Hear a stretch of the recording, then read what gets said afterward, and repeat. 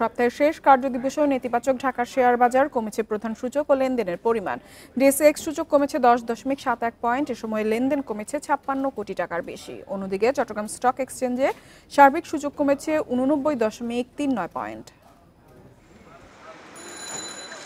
বৃহস্পতিবার ইতিবাচক অবস্থান থেকে লেনদেন শুরু হয় ঢাকার শেয়ার বাজারে। প্রথম 5 মিনিটে সূচক বাড়ে 15 পয়েন্ট। তবে বেলা বাড়ার সঙ্গে সঙ্গে শুরু হয় সূচকের উত্থান পতন। দিন শেষে ডিএসইএক্স সূচক কমেছে 10.71 পয়েন্ট, অবস্থান করছে 5166 পয়েন্টে। সূচকের সঙ্গে ডিএসইতে কমেছে লেনদেনও। আজ মোট লেনদেন হয়েছে 356 কোটি 26 লাখ টাকা। আগের দিনের চেয়ে লেনদেন কমেছে 56 কোটি 75 লাখ টাকা।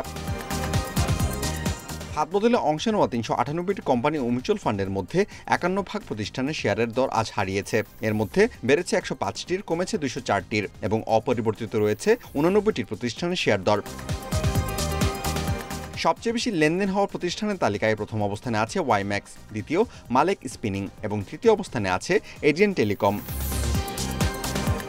শতাংশের দিক থেকে দর বৃদ্ধির তালিকায় প্রথম অবস্থানে আছে মালিক স্পিনিং, দ্বিতীয় কাশেম ইন্ডাস্ট্রিজ এবং তৃতীয় অবস্থানে আছে প্যারামাউন্ট টেক্সটাইল।